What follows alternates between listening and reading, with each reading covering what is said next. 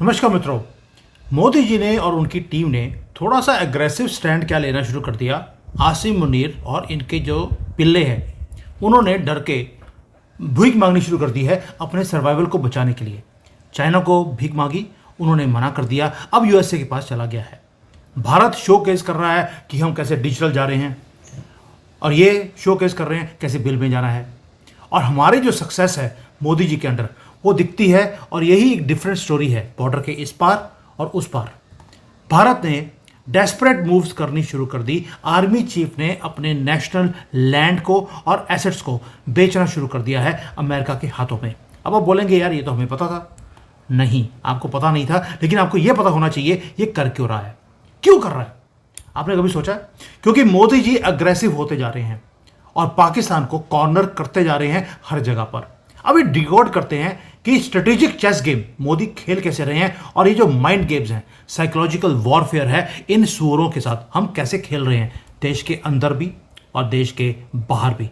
अब तो ये हालत हो गई है यूपी के अंदर कि मोदी योगी का नाम सुनते ही मुसलमान हथौड़े लेकर अपनी गंदी सी जो मस्जिद थी इलीगली जो उन्होंने बनाई थी गवर्नमेंट लैंड के ऊपर, उसको तोड़ना शुरू कर दिया है। ये है हमारा असर। 1000 साल के बाद पहली बार हमारे पास सत्ता आई और हमने इनको दिखा दिया ये सुअर थे, सुअर हैं और सुअर ही रहेंगे। सुअर कहाँ रहता है? गंद के ढेर में। ये कहाँ रहते हैं आगे बताने की जरूरत नहीं है। अब आते हैं भारत का रिस्पॉन्स। पहली बात है दोस्तों, ऑपरेशन सिंदूर के बाद जो पाकिस्तान की मिलिट्री का इंफ्रास्ट्रक्चर है जो तोड़ा है हमने, जो बर्बाद किया है, अभी तक वो सदमे में है। 12 से लेकर 13 पाकिस्तानी फाइटर जेट्स को डिस्ट्रॉय किया। ये तो अब हमने विद प्रूफ दिखा दिया कि 6 हमने ऊपर गिराए हवा में, बाकी के जो बेस में थे वहीं पर जाकर हमने खत्म कर दिया। 11 इनकी एयर बेसिस को हमने हिट किया है। F-16 अभी तक अमेरिका का प्रेशर था कि आप नाम नहीं लेंगे कि आपने F-16 को डिस्ट्रॉय किया। जब डोनाल्ड ट्रंप नहीं हटे तो हमारे जो आर्मी चीफ हैं उन्होंने बोलना शुरू कर दिया नाम लेकर कि F-16 को भी हमने डिस्ट्रॉय किया है, नेम लिया है पब्लिकली। भाड़ में जाओ तुम्हारा प्रेशर किसी का भी हम सहन नहीं करेंगे।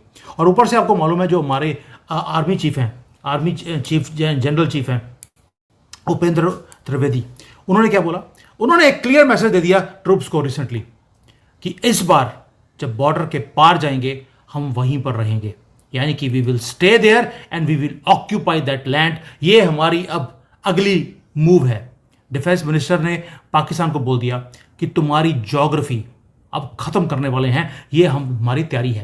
पाकिस्तान को दिखता है कि इस बार पाकिस्तान का मैप रीड्रॉ किया जाएगा और भविष्यवाणी भी है हमारे पास कि इस साल या अगले साल के शुरुआत में पाकिस्तान का नक्शा चेंज होगा। हमारी बाउंड्री पहली बार 1000 साल में एक्सपैंड होगी, यानी कि हमने स्पेसिफिकली मेंशन करना शुरू कर दिया है कौन से एरियाज को हमने लेना है। सर क्रीक का एरिया है, कराची के पास है, हमने लेना है। और कराची पाकिस्तान का इकोनॉमिक लाइफलाइन है, जैसे कि मुंबई भारत के लिए है। और पाकिस्तान का आर्मी जो चीफ है उसको दिखता है कि आगे क्या होने वाला है। ये एग्रेसिव स्टैंड कभी भी भारत की तरफ से नहीं हुआ। मोदी जी ने पैनिक में डाल दिया है पाकिस्तान को और दिखता भी है। क्यों? अब देखिए दोस्तों कि जो बांग्लादेश था, आपको याद होगा शेख हसीना की गवर्नमेंट थी, उसको गिरवा दिया गया। क्यों? क्योंकि उन्होंने अमेरिका को एक मिलिट्री बेस देने से इनकार कर दिया था। सेंट मार्टिन आइलैंड का नाम आपने सुना होगा। रेजीम को चेंज करवा दिया गया। अब पाकिस्तान ने वही काम करना शुरू कर दिया जो हसीना ने मना किया था। पाकिस्तान वॉलंटरली ये काम नहीं कर रहा, उसे फोर्स किया जा रहा है। फोर्स 2 लोग कर रहे हैं, एक मोदी, दूसरा अमेरिका। ये डील क्या है? पाकिस्तान ने अभी अभी $500 मिलियन की डील किया है यूएसए के साथ। लोग बोलते हैं ये 500 मिलियन नहीं है, ये $50 बिलियन की डील है। मिलियन की बात नहीं, बिलियन की बात है। बलूचिस्तान के अंदर जो रेयर अर्थ मिनरल्स थे अमेरिका को बेच दिए, वही मिनरल्स चाइना को भी बेचे थे। अब पीओके के अंदर भी जो रेयर अर्थ मिनरल्स हैं उसको भी अमेरिका को बेच दिया गया है। क्यों? क्योंकि पाकिस्तान को मालूम है कि अगर ये नया पोर्ट, जो ये बलूचिस्तान में एक नया पोर्ट भी है पसनी में अमेरिका की जो पिछली होती है वो टूटने वाली है। वहां पर उन्होंने बोल दिया आप आइए, यहां पर पोर्ट दे देते हैं आपको। और ये पसनी जो है वो ग्वादर के बिल्कुल आसपास है। और आपको मालूम है कि जब जब पाकिस्तान की एग्जिस्टेंस के ऊपर खतरा आता है वो क्या करता है? अपने एसेट्स को बेचना शुरू करता है और हुक्मरान पैसे लेकर बाहर भागने लग जाते हैं। ये पुराना ट्रिक है। ये हमेशा ही यूज़ करते रहे। पहले सऊदीज़ को अपनी ज़मीन बेची, फिर यूएई को, फिर चाइना को, अब यूएसए इनका नया बाप बन गया है। इसीलिए तो मैं कहता हूँ इन बेचारों को आज तक ये नहीं पता लगा इनका बाप था कौन, क्योंकि माँ का हलाला पता नहीं कहाँ कहाँ ये करवाते रहते हैं सिर्फ इसलिए कि पैसे मिल जाएं। और भाई ये उम्रा करने जाते हैं, वहाँ पे अपनी बेटियों को और बीवियों को बेचाते हैं। आपको ये पता नहीं है, जाके गूगल कर लेना, आपको पता लग जाएगा। अब आते हैं कि जो ये पोर्ट है, ये पोर्ट की बात कर रहे हैं।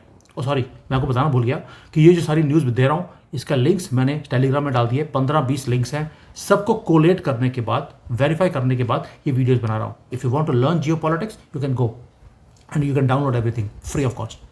अब आते हैं कि जो ये पोर्ट, पसनी पोर्ट जो अमेरिका को दे दिया, ये क्यों दिया है। पहली बात यह है कि अरेबियन सी के बिल्कुल नाक के ऊपर ये पड़ा है, स्ट्रेटेजिक लोकेशन है और मैक्सिमम लीवरेज मिल सकती है अमेरिका को। अमेरिका को एक फुट होल्ड चाहिए उस एरिया में। भारत के ऊपर नज़र रखने की तो ज़रूरत नहीं है, लेकिन अफगानिस्तान, ईरान और बाकी सारा जो एरिया है इसके ऊपर नज़र रखने के लिए, इवन चाइना के ऊपर उसे जगह चाहिए।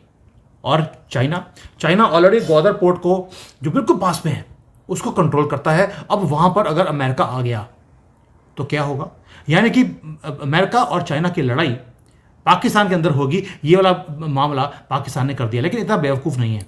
पाकिस्तान ने बड़ा ही स्ट्रेटेजिक मूव चला है। मैं बताता हूँ कैसे। पहली बात तो यह है कि पाकिस्तान ने ऑक्शन कर दिया अपने कंट्री को कि जो सबसे बड़ी बोली देगा मैं उसको दे दूंगा। पाकिस्तान में कोई बोली लगा ही नहीं रहा था, तो पाकिस्तान ने अपनी बोली खुद ही लगा दी कि भैया ये जगह मैं फ्री ऑफ कॉस्ट अमेरिका को देता हूँ, बस इसके बदले आप थोड़ी सी सिक्योरिटी हमें दे देना। उसका रीज़न है कुछ, आपने देखा होगा कि अजीत डोभाल जी का एक प्लान है पाकिस्तान को अंदर से तोड़ना। पाकिस्तान ने कोशिश किया कि भारत को अंदर से तोड़ना है, जिन्होंने तोड़ना था हमने उनको ही भारत ने तोड़ना शुरू कर दिया। बेशक वो राहुल गंदगी हो, वो बेशक सुअर हूं, अब तो नाम लेके बोलते हैं सुअर, इनको गर्व से, ये सुअर थे, सुअर ही रहेंगे।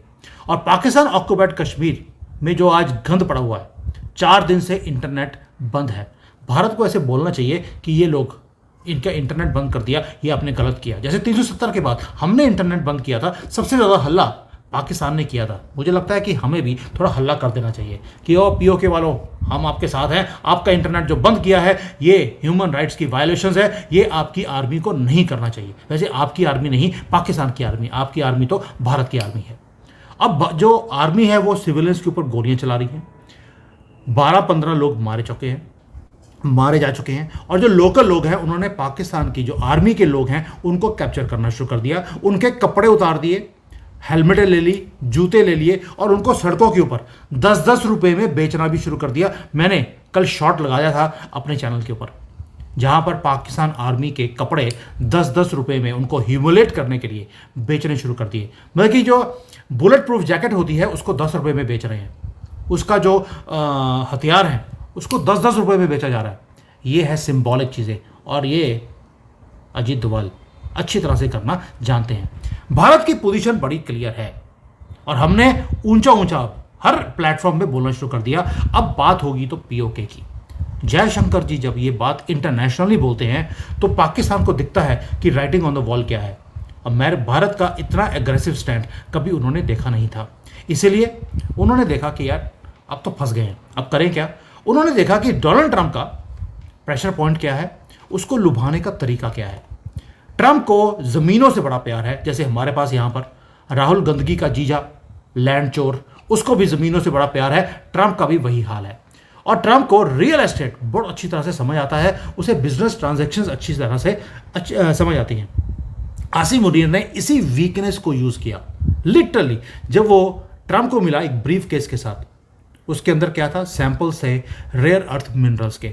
जैसे एक सेल्समैन होता है, आपके घर में नॉक करके आता है कि ये ले लो वो ले लो, वही काम आसिम मुनीर ने अमेरिकन प्रेसिडेंट के साथ किया। और ये तब हुआ जब ये यूनाइटेड नेशंस की जनरल असेंबली की मीटिंग थी। ट्रंप, मुनीर, शहबाज शरीफ, ये सारे एक ही कमरे में थे और वहाँ पर डील साइन कर दिया गया कि पाकिस्तान अब वो जो ट्रंप की बिजनेस मेंटालिटी है उसको एक्सप्लॉइट करेगा। वहाँ पर क्या बोला दिया जा रहा है, आपको टेंजिबल एसेट्स पाकिस्तान के दिए जा रहे हैं और साथ में स्ट्रेटेजिक लोकेशन पसी वाली वो भी दी जा रही है। स्ट्रेटेजिक कैलकुलेशन है पाकिस्तान की। मैं बोल रहा हूँ कि बेशक वो दुश्मन कंट्री है, मूव जबरदस्त है। वो कैसे? पाकिस्तान का लॉजिक बड़ा सिंपल है लेकिन डेस्परेट भी है। अमेरिका को इन्वाइट किया जाएगा, तो अमेरिका अपने ही एसेट्स को शील्ड करने के लिए भारत को बोलेगा कि भाई अब बाहर निकलो, आप यहाँ पर बलूचिस्तान में कोई पंगा नहीं लोगे, पाकिस्तान के साथ आप कोई पंगा नहीं लोगे। और अमेरिका की जो इन्वेस्टमेंट्स आएंगी पाकिस्तान के अंदर, वो अपने इन्वेस्टमेंट्स को प्रोटेक्ट करेगा, चाइना से भी, भारत से भी, बलोचियों से भी।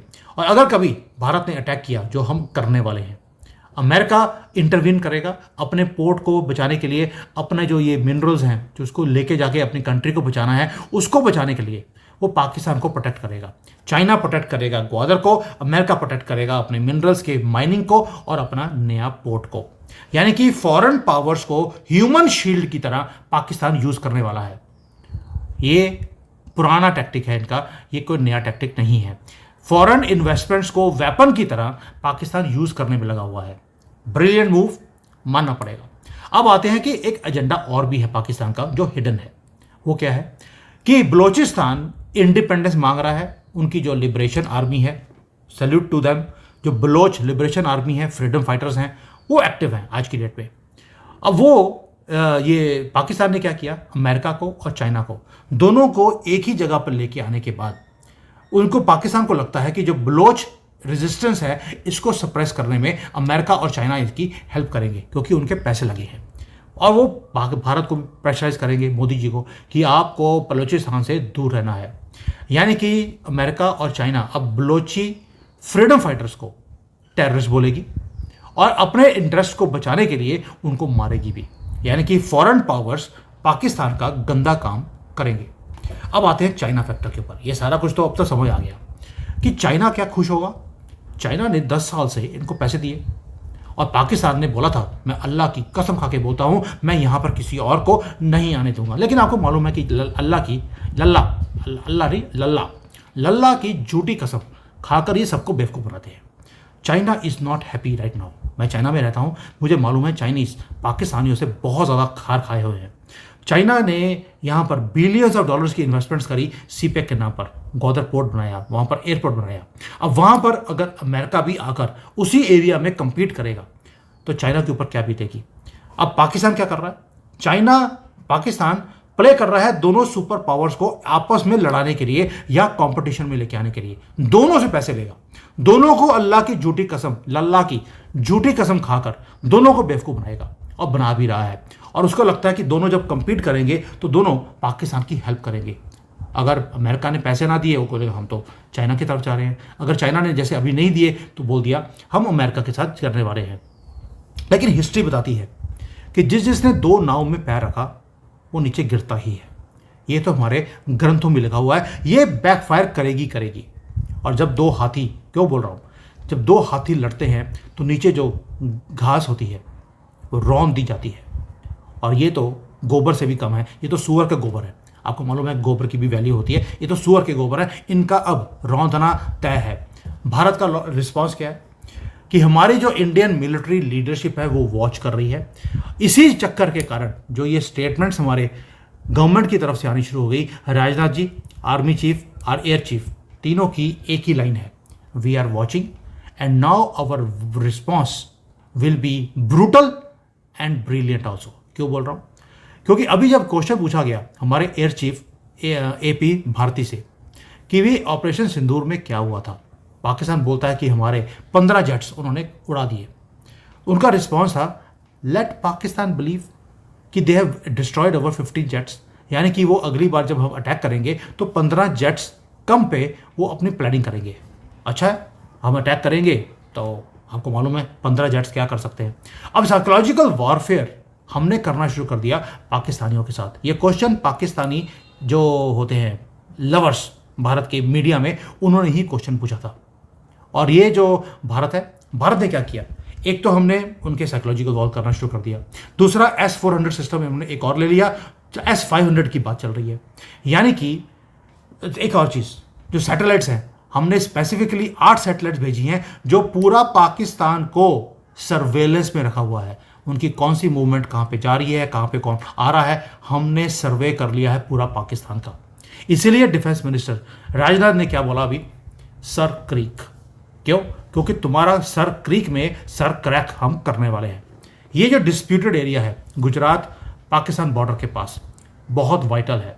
ये रूट है कराची की तरफ। और 1965 में आपको याद होगा जब हम लाहौर तक पहुंच गए थे, इंदिरा गंदगी वापस आ गई थी और ये लहड़ू इन्होंने बोल दिया था नहीं नहीं नहीं नहीं नहीं, हमने अब 1965 का दिया, 1971 में सॉरी, जब हम लाहौर तक पहुंच गए थे, वो आयरन लेडी जिसको बोलते हैं उसने सरेंडर कर दिया था। और आपको पता नहीं होगा शायद कि इवन बांग्लादेश को बनाने के लिए उसने मना कर दिया था कि नहीं, मैं पाकिस्तान का नुकसान नहीं कर सकती हूं। ये तो मानेक शॉ ने स्टैंड लिया, बिना इजाजत के उन्होंने बांग्लादेश बनवा दिया। बनाने के बाद सरेंडर नियाजी को करवाने के बाद इंदिरा गांधी को बताया गया कि हमने बांग्लादेश बना दिया है, इसलिए मानेक शॉ की पेंशन्स को रुकवा दिया गया था। ये आपको याद होना चाहिए। ये आयरन लेडी जिसको बोलते हैं, शी हैड सरेंडर्ड कि मैं पाकिस्तान का नुकसान नहीं होने देना चाहती। और उसी टाइम पर 71 में जो सिख रेजिमेंट जो लाहौर तक पहुंच गई थी, उन फौजियों को तंग किया गया, पुलिस थाने में बुला बुलाकर उनको जलील किया गया। इसलिए ये खालिस्तान की मूवमेंट कि हम भारत के साथ नहीं रह सकते, ये तब शुरू हुई थी। इंदिरा गांधी ने जानबूझकर ये सारे काम किए थे और इसको रिवर्स करने का काम अब राजनाथ जी बोल रहे हैं कि now Karachi will be our next target, sir creek will be taken back. ये कैजुअल कॉन्वर्सेशन नहीं है। हिस्ट्री में जो राहुल गांधी की दादी ने गलतियां करी थी उसको ठीक करने का अब ये टाइम आ गया है।